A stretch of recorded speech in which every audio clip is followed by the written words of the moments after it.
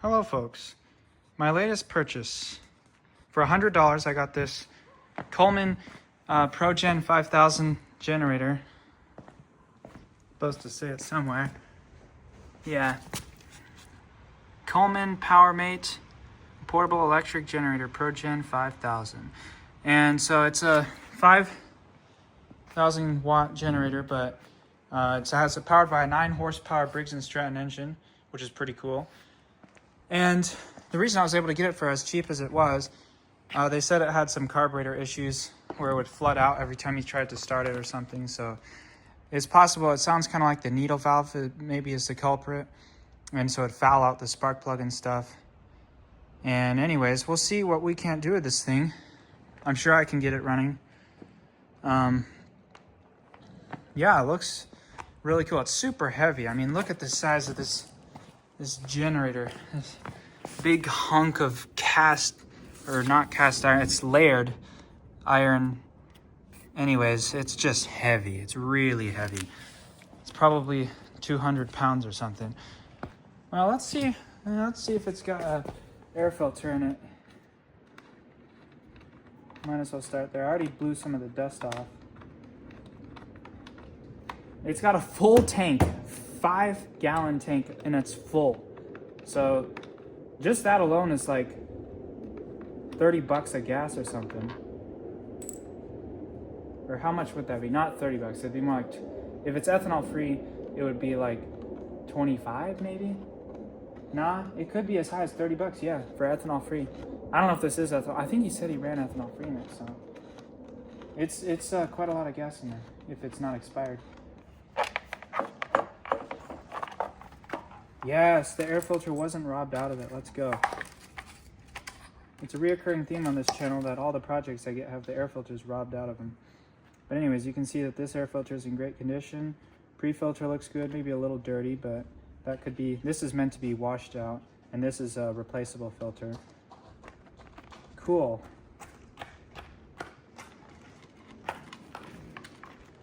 I'll leave it off for now. Is there a fuel shut-off? There's an inline fuel filter, and there is a fuel shut-off right under here. There's a little screw valve that was all the way open. Well, I guess we'll see if it'll start up as is. I doubt it will, but might as well give it a shot. So choke is this way. Nope, there's tons of gas in there. I don't think it's gonna need choke. I literally see it in the intake. And then this would be the throttle. I imagine you'd leave that alone because it's a generator. And the switch, turn the ignition on.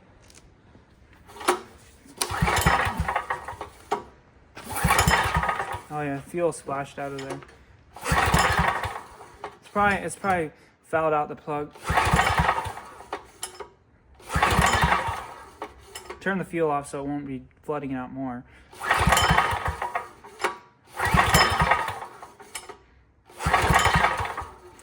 Nothing. So we'll take out the spark plug and see what's going on.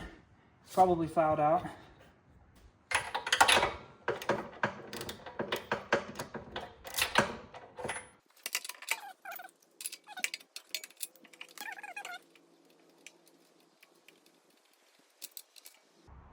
That's not fouled out. That looks pretty good.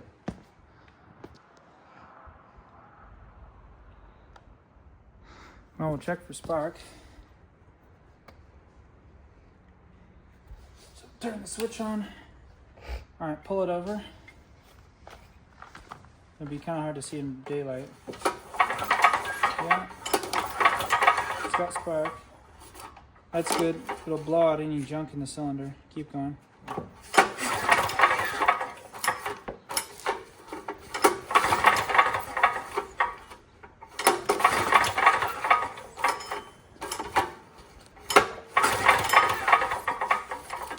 See how it does?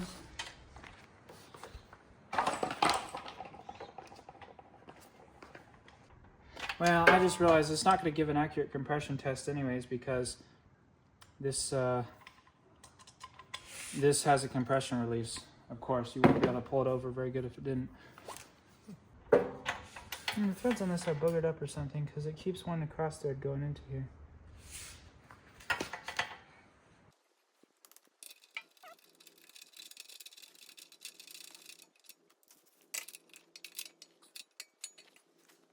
See how it does now. So we'll still leave the choke off. I might put it on if it doesn't start.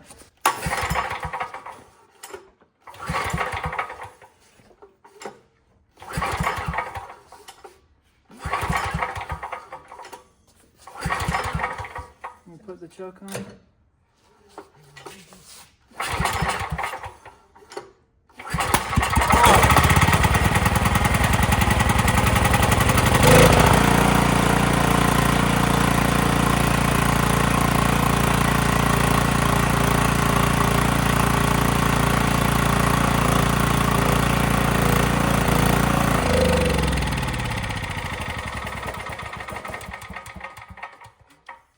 So now it probably ran out of fuel.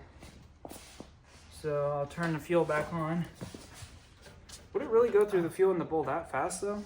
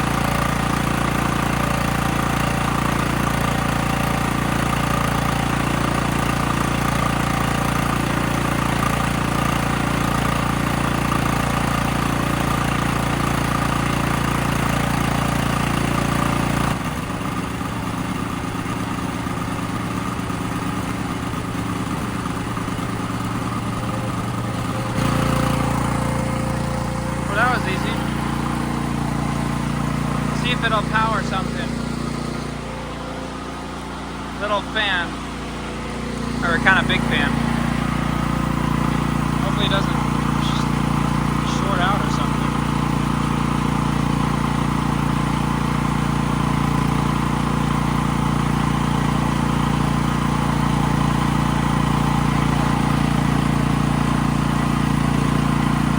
Didn't even bother, but that's a weak fan, so. Wait till we hook the air compressor up to it.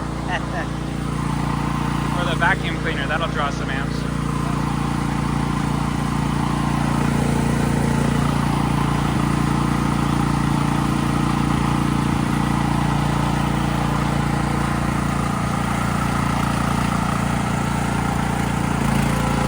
Oh yeah. It bogged a little bit. Can I do it again?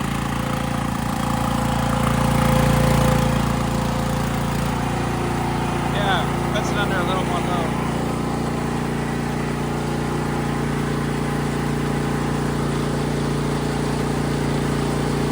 Dude, that's awesome.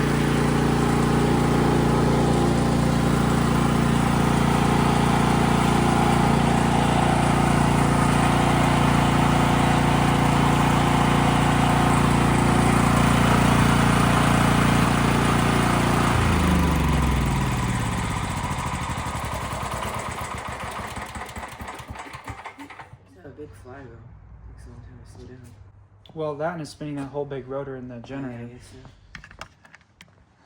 so. Interesting. Okay. So I did check the oil and it has oil and it doesn't look too bad. But now that it's run, he said he hasn't changed the oil in a long time, so I'm sure it'd be a good idea to change it.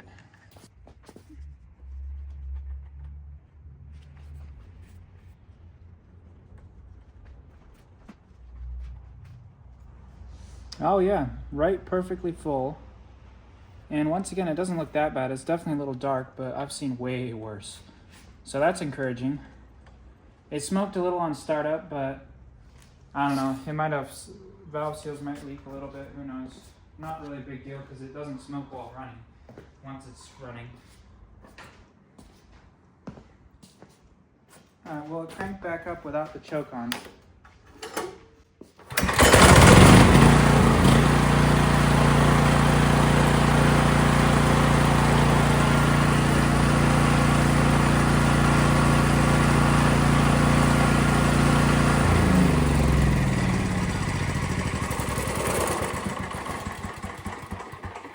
So it smoked black on startup, which means that some fuel was pooling in the intake probably. So that would lead to my suspicions of a leaky needle valve. But that's okay. The solution is you can fix it, or you can just shut off the fuel every time after you run it so it doesn't flood the engine out. And then just turn it back on when you're ready to run it. And we got 5 gallons of fuel, so good fuel because it runs on it. This control panel is missing a lot of hardware. So I'll see if I can find some screws for that. It's missing all but one. But yeah, this is super cool. This won't be a very long video because it doesn't need much work. I probably will tear down that carburetor just to see what's going on. But seeing as it's running good, I don't even need to do that right away. And I will change the oil on it. Need to make sure I have enough oil though. I might need to buy more. All right, I think it's time to give this thing a good valve adjustment and clean and check the carburetor.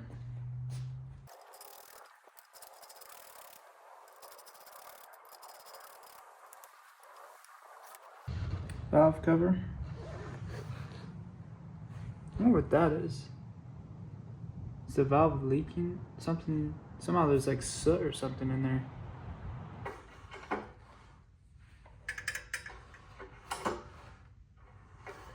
Okay. That valve is loose, so I'm gonna look for about 5 thousandths is what I'm gonna set it to, unless they're already set to that or close or round about that.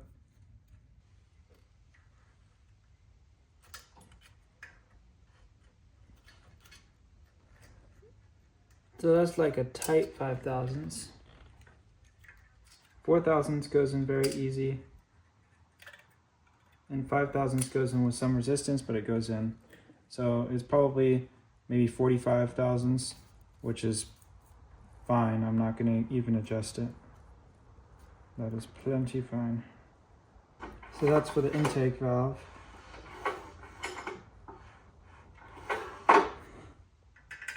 Now for the exhaust.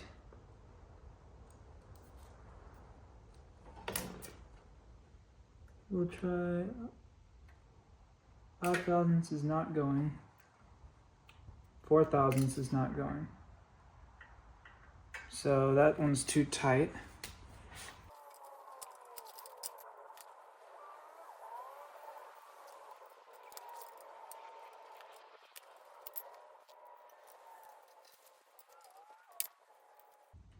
Perfecto. All right, 5 thousandths and about 45. 4,005. How do you even say that? 5 thousandths and 4,500 thousandths, maybe? 45 hundredths of an inch? I don't know. Anyways, it should be all good to go now.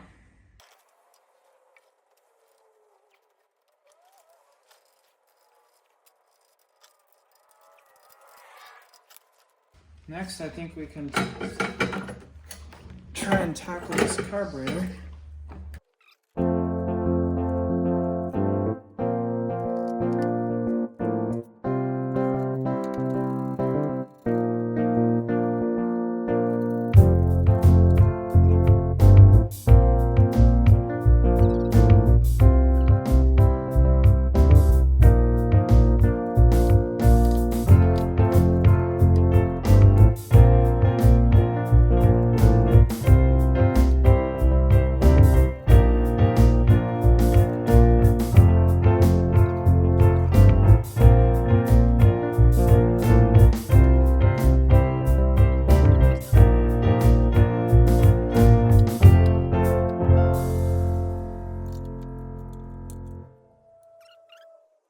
So we'll clean this thing off. We'll put it in. I could have worn gloves, but it's too late now. It's already all over me, so.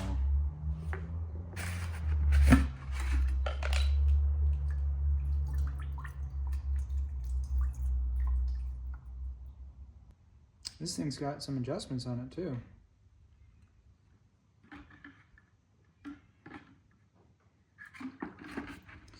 Put that thing in there and let it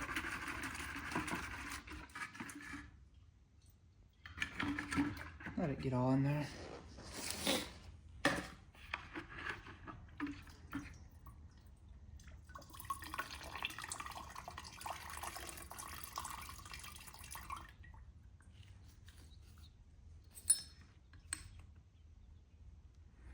Oh, of course the thing's not a 10 mil.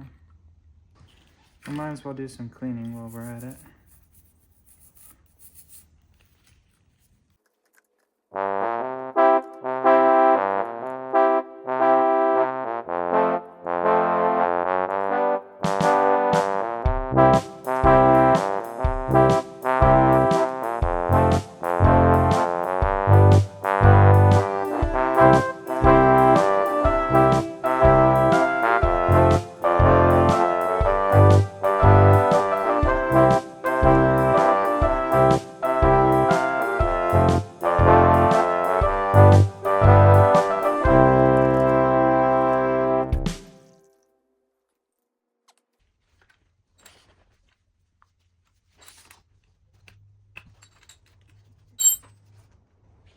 Alright, what do you think it's going to look like in there? Not too bad. There's definitely some corrosion.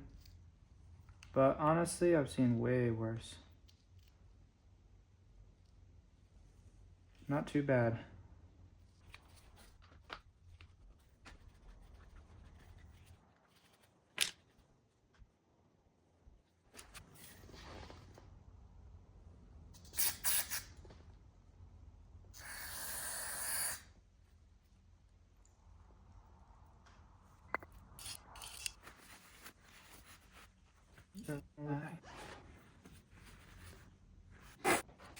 Alright, there's our bowl done.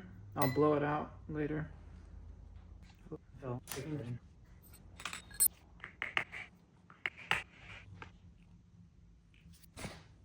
the float's not in any mood to come out, I guess, because this pin is stuck in here. But we'll wire brush off this corrosion that was on here. Take out the main jet here.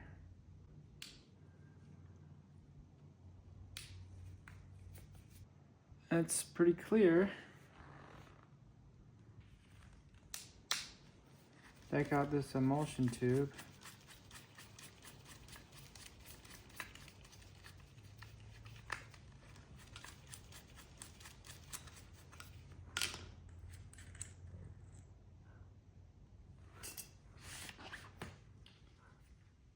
See how it looks.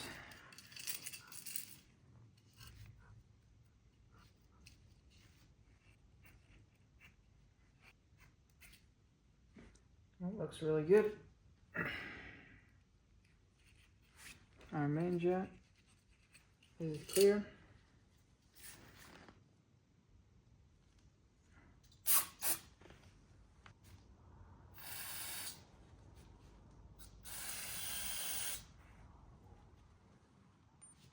Emulsion tube's clear.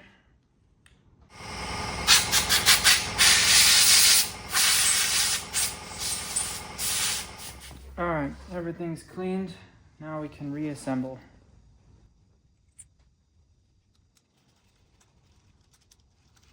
Blew everything out with compressed air and brake cleaner. Or carburetor cleaner, rather.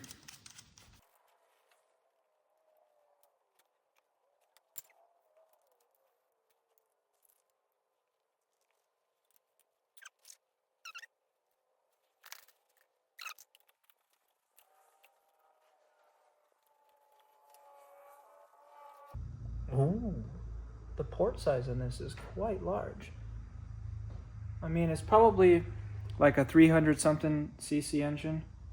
I don't know exactly, but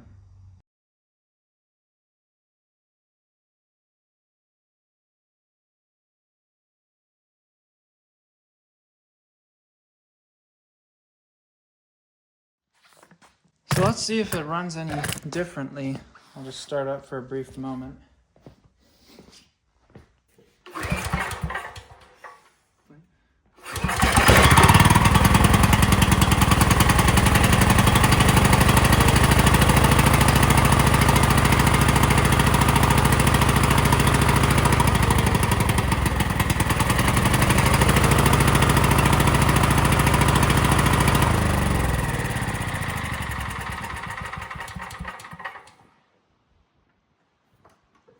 Oh, there we go. The choke wasn't opening for some reason. All right, now it's fixed.